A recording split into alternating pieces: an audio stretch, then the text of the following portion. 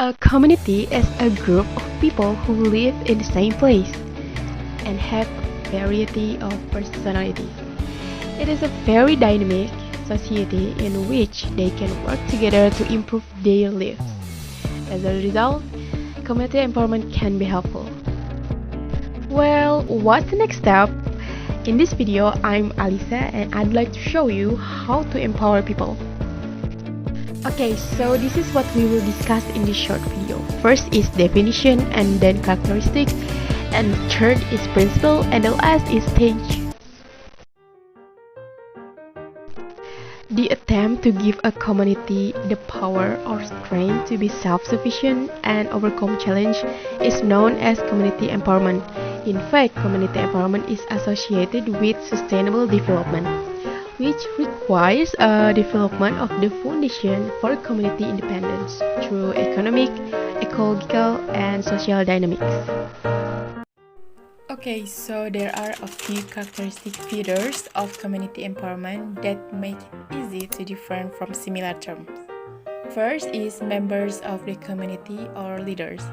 Every community, whether rural, urban, elite settlement, or slum settlement, has a natural crystallization of leaders or group leaders.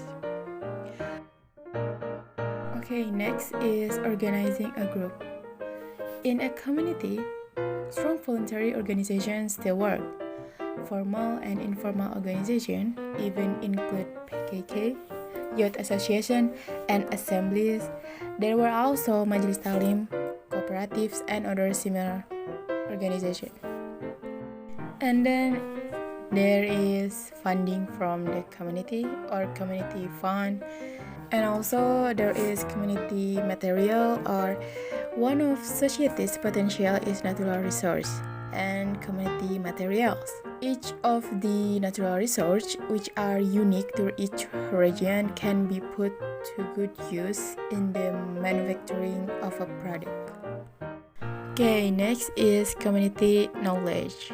All forms outreach to the community is an example of empowerment society, which increase the community's knowledge component.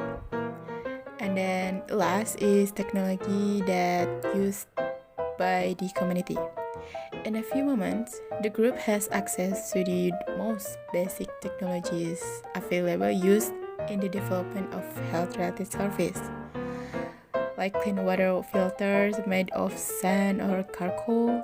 For example, using ground tile as a source of safe home lining glass in the middle for the preservation of food smoking and so forth. Well then, did you know that the community empowerment also has several principles? The first principle is community control, which is to maintain a greater impact on community decisions, assets, and support communities. And the next is public sector leadership.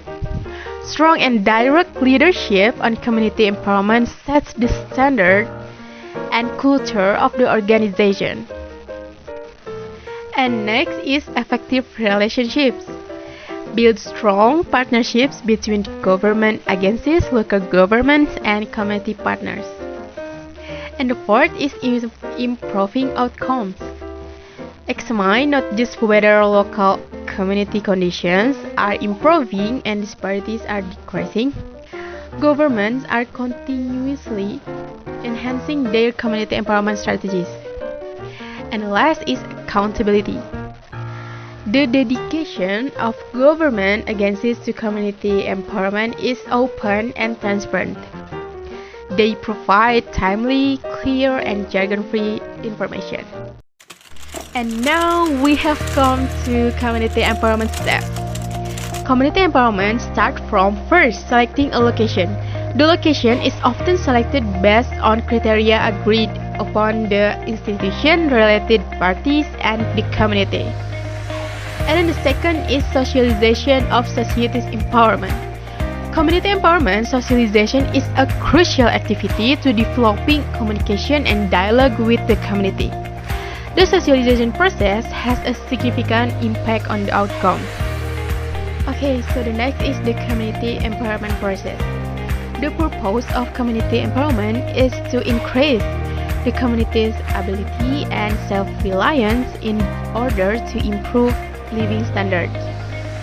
The process of study, systematic arrangement of activity plans, application, monitoring, and evaluation is wished to be done using such techniques. The method, accomplishment, and impact of the empowerment process are all monitored and evaluation. And the last is public praise.